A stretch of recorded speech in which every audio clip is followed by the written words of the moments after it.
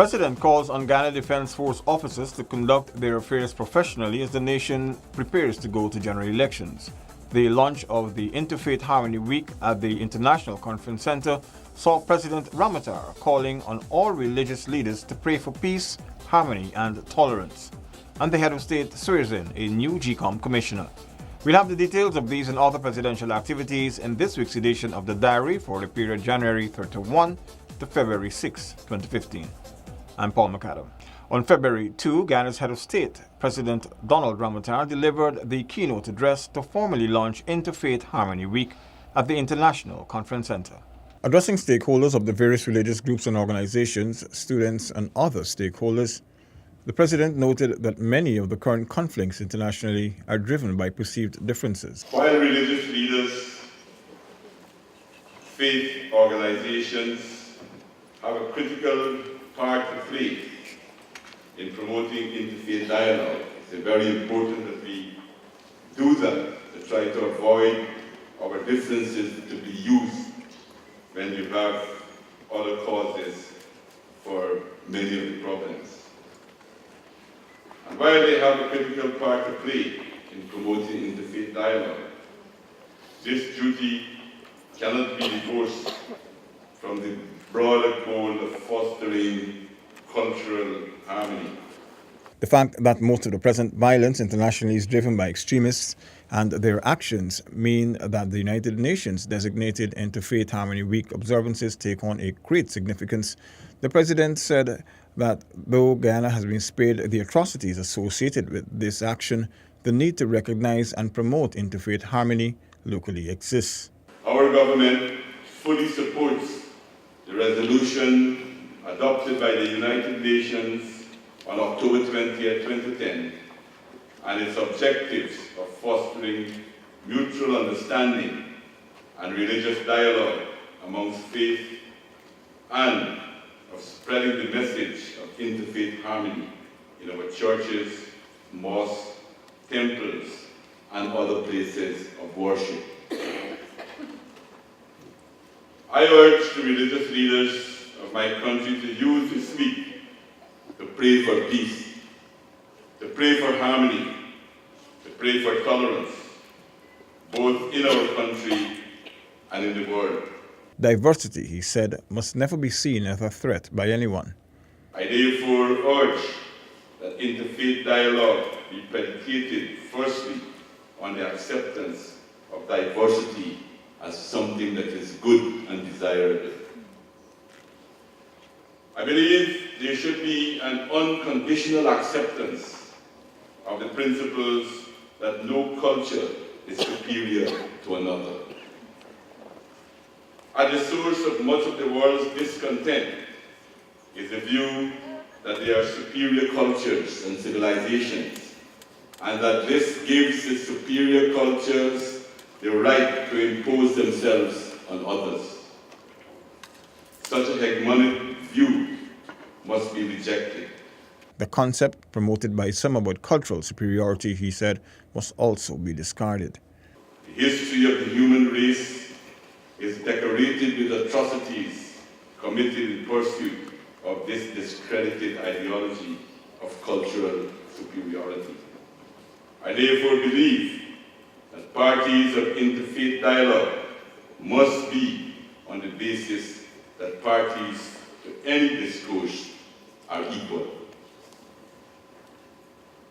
Such dialogue must accept in any society the freedoms we value carry responsibilities. These freedoms are by no means absolute. The right to free speech does not carry with it the right to promote racism and hatred. The right to free speech does not also carry with it the right to denigrate the values and benefits of others. An important basis for interfaith dialogue must be respect for the religious beliefs of others. Also addressing stakeholders was Prime Minister Samuel Hinds, United Nations Resident Coordinator Khadija Musa, representatives from the parliamentary political parties and various religious organizations and denominations, along with presentations which were given by those same religious representatives, all of whom called for peace and harmony, particularly as the nation heads to upcoming elections. The ruling People's Progressive Party, CIVIC, has always held the view that there can be no sustained social and economic development without political democracy. This view was expressed by the President as he addressed stakeholders during the launch of the Interfaith Harmony Week. Free and fair elections is at the heart of political democracy. But it must be done in a principled way, in a way of let us have a struggle of ideas. Let us see, let our people have a chance to decide, not on the basis of their ethnic or their religious views. The electorate, he said, must decide what is best for themselves based on issues, programs, and policies. Let us judge on the basis of our records and our programs. That is what is healthy and competitive and good in a political environment. So, once more, let me congratulate the religious organizations in our country for the way they have been conducting themselves, and to say that the government will continue to recognize and give equal recognition to all religions in our society. And to have that equal recognition, and we will uphold freedom of conscience, freedom of worship. That is something that we have pledged, that is in our Constitution,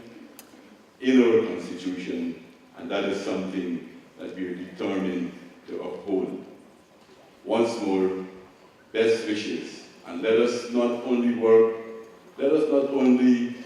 observe this theme in this week of United Nations observance, but let it be a living guide to our actions. The Ghana Elections Commission now has its full complement of commissioners. The People's Progressive Party's nominee to the post of Elections Commissioner was formally sworn in at the Credentials Room of the Office of the President by President Donald Ramotar.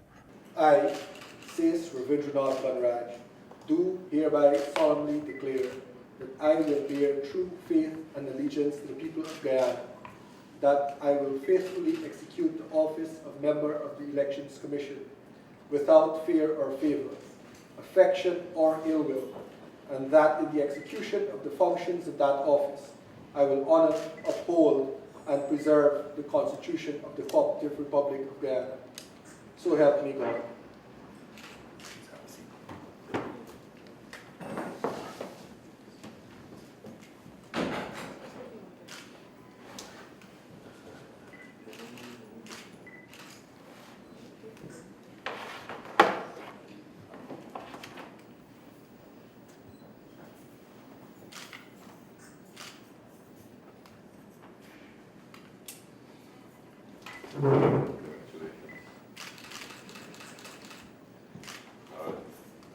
Dr. Mangal resigned because of ill health, and therefore one vacancy was created at the Elections Commission.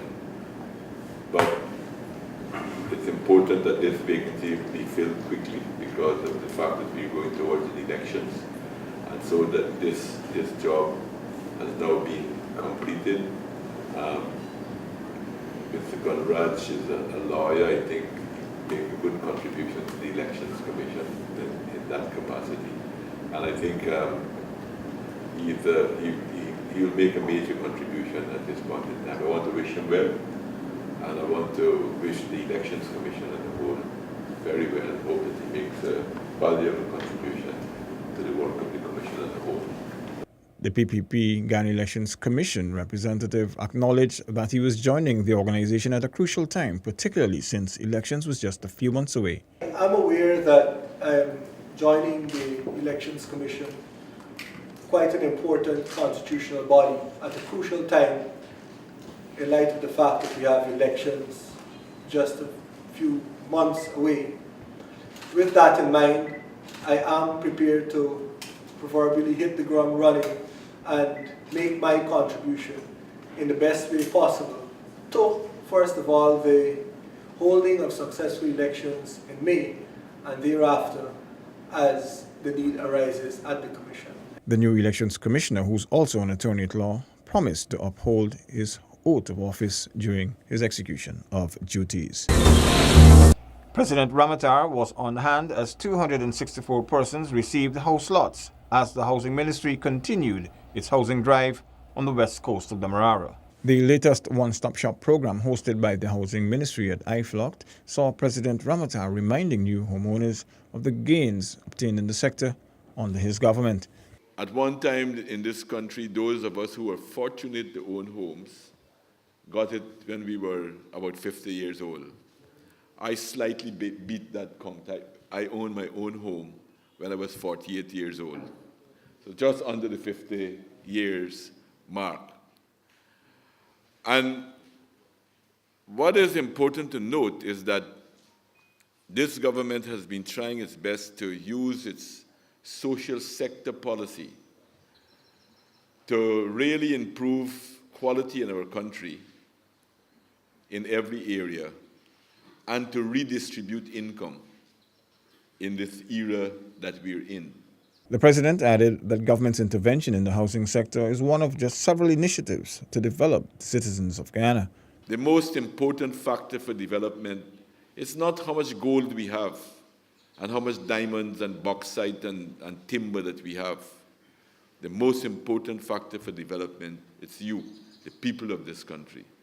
And therefore, the investment that we're putting, it's really an investment in our future.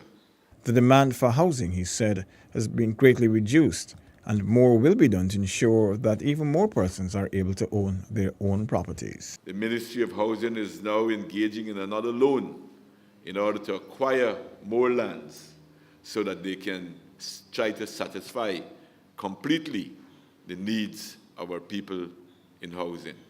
I won't keep you longer, but just to say that it gives me, as president of this country, great satisfaction when people are making this step, this first step forward in acquiring the land, which very soon they will be able to erect their own homes where no one, no landlord, no one will be able to throw them out.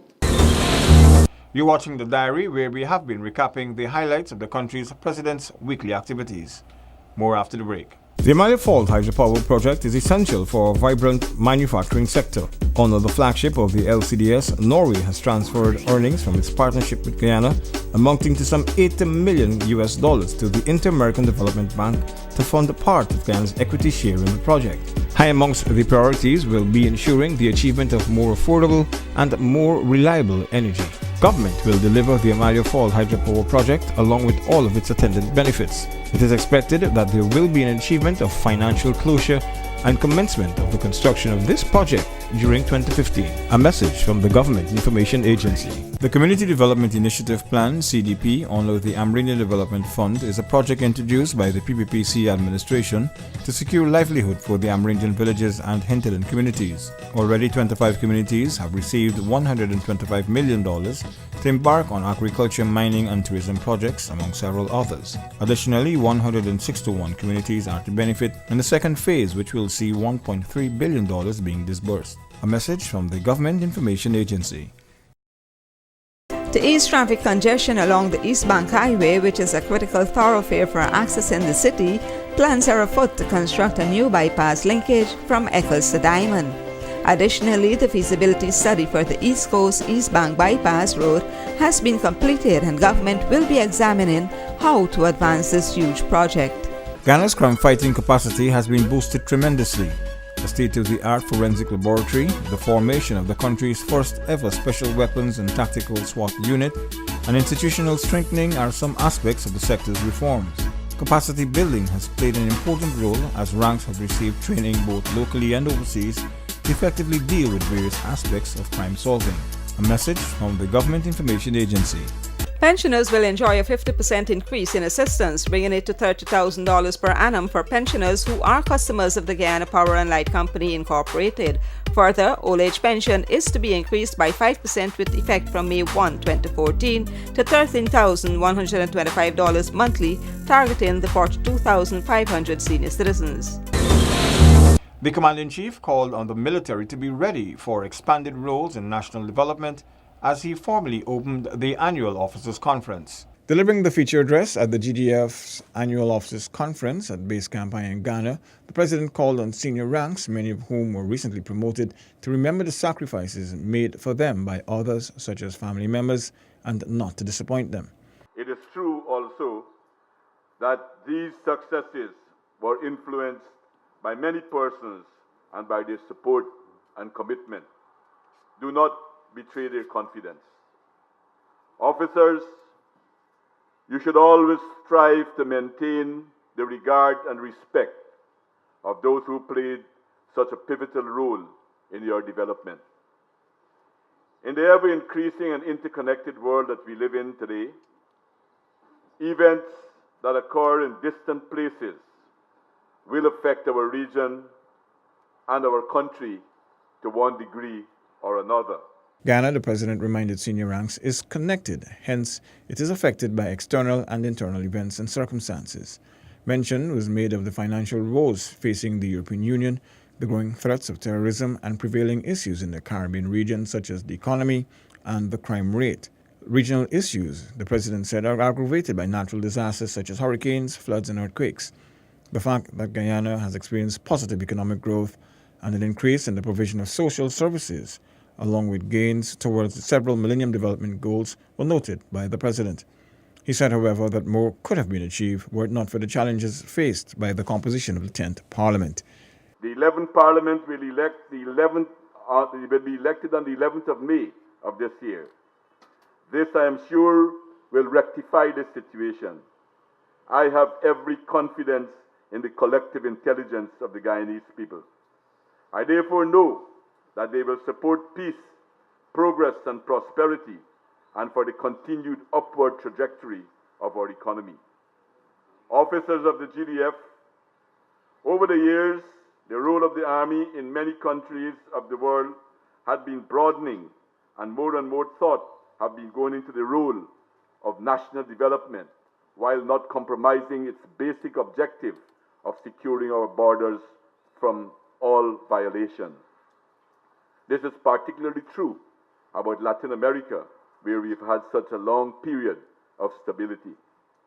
This subject has become more widely discussed on our continent since it has been very stable for a while. President Ramazar also noted that the role of armies have been changing as they contribute more to national development. The assistance given to regular law enforcement arms was also highlighted by the President. The new non-traditional threats to national security are defined in the declaration of the OAS in 2003. Included in these is the threat to the environment. This was a new dimension that was added. Here, what is extremely useful to note, the role of the Army is their discipline and organization, and that is why they can make a tremendous impact in these struggles.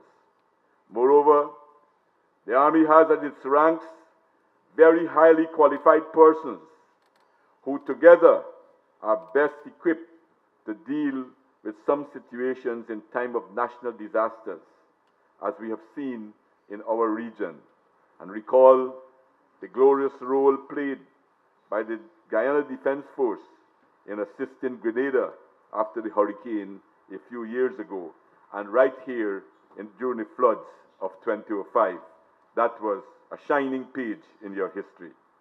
The threats posed by other challenges such as climate change will require that everyone play their part, the President noted.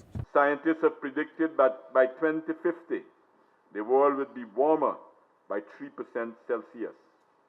Low-lying coastal plains and small island states would face serious challenges.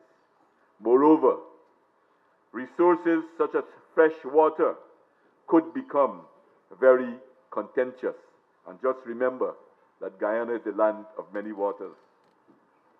In such an atmosphere, countries would need to marshal all their forces, including the armed forces of their country. All these things our Army must begin to think about to help to begin to prepare for them. And if it becomes necessary for its intervention, they will not be taken by surprise. This because much of what we're talking about appears to be inevitable developments in the not-too-distant future. Ranks were also addressed briefly by the Chief of Staff, Brigadier Colonel Mark Phillips, who later joined the President to unveil the Guyana Defence Forces commemorative 50th anniversary calendar and stamp. The initial proceedings closed with the traditional group photographs of officers with the Commander-in-Chief. The Commander-in-Chief, President Donald Ramotar, reminded the Guyana Defence Force officers about their role and constitutional expectations during and after upcoming general elections. President Ramotar urged the Guyana Defence Force officers to discharge their duties during the upcoming elections period with the highest level of professionalism. He addressed the force's officers during the annual officers' conference, which opened on February 5. It is such conduct that will bring glory and greater credibility to the disciplined forces in general and the Army in particular. Over the last 3 years, we have expended heavily in resourcing and recapitalizing the Corps and Coast Guard. The focus was mainly on surveillance and logistics. I bring this to your attention, as I have done in the past, to let you know that we take security seriously. We want all our people to feel secured within our borders. All of the investments in the economy by the state and private sector must be secured and allow production and productivity to increase. Reiterating the need for high standards during the elections, the President expressed the hope that good sense would prevail as political parties and their supporters vigorously conduct their campaigns. Forces of reaction and fragmentation must not be allowed to fester in our society. Any attempt to create a feeling of insecurity and fear among citizens or in any segment of our population based on rumor, subjective gutter politics, or worse, must be publicly frowned upon and action taken by the security forces to arrest any such tendency by the application of the full weight of the law and the Constitution. The Guyana Defence Force is an essentially professional and non-partisan entity. Your officers and ranks participate in the democratic process and are entitled to vote in accordance with the law. But you are not allowed to participate in acts of political propaganda or militancy. You must inspire confidence in citizens and demonstrate to Guyanese and the world that while as individuals in uniform, you exercise your democratic right to vote as members of the GDF, as an institution, you will carry out your professional responsibilities in accordance with the Constitution and respect the legitimate outcome of the electoral process. As Commander-in-Chief, the President said he expects the leadership provided by officers to be exemplary during the period. And your image as a national army will be unsullied. You have sworn an oath to carry out your duties without fear or favor, affection or ill will, and in the execution of those duties, honor and uphold the Constitution of the Republic of Guyana. I expect no less of the officers and ranks of the Guyana Defence Force, particularly in this, your 50th anniversary year. More of the diary after this break. The Amalia Falls Hydropower project is essential for a vibrant manufacturing sector. Under the flagship of the LCDS, Norway has transferred earnings from its partnership with Guyana, amounting to some $80 million to the Inter-American Development Bank to fund a part of Guyana's equity share in the project. High amongst the priorities will be ensuring the achievement of more affordable and more reliable energy. Government will deliver the Amalia Falls Hydropower project along with all of its attendant benefits. It is expected that there will be an achievement of financial closure and commencement of the construction of this project during 2015. A message from the Government Information Agency. The Community Development Initiative Plan, CDP, under the Amerindian Development Fund is a project introduced by the PPPC administration to secure livelihood for the Amerindian villages and hinterland communities. Already 25 communities have received $125 million to embark on agriculture, mining and tourism projects, among several others. Additionally, 161 communities are to benefit in the second phase, which will see $1.3 billion being disbursed. A message from the Government Information Agency. Education is a fundamental building block for human development. 22 years ago, only 32% of our children had access to education. Today, education is accessible to every Guyanese child. Some 1,000 new schools have been built or refurbished throughout the country, and university education has expanded with a new campus in Berbice. The achievement of excellence in education is no longer confined to only students in Georgetown. Now, students from other regions are successfully topping the country and the Caribbean. These achievements and investments in education have brought positive recognition for Guyana and Guyanese everywhere. Our country has achieved the Millennium Development Goal of universal primary education. It is therefore not mere coincidence that education receives the largest allocation of the national budget. This is a demonstration of government's commitment to the development of students by preparing them for the future and helping their dreams become reality. Education, flying the flag of excellence as Guyana blooms. That's all in this week's diary for the period January 31 to February 6, 2015. Before we go, these were some of the highlights. President calls on Guyana Defence Force officers to conduct their affairs professionally as the nation prepares to go to general elections. The launch of the Interfaith Harmony Week at the International Conference Center saw President Ramatar calling on all religious leaders to pray for peace, harmony and tolerance. And the head of state swears in a new GCOM commissioner. Do join us again for the next program when we will bring you more of the President's activities. I'm Paul McAdam thanking you for watching us. For more information, contact us via email or visit our website.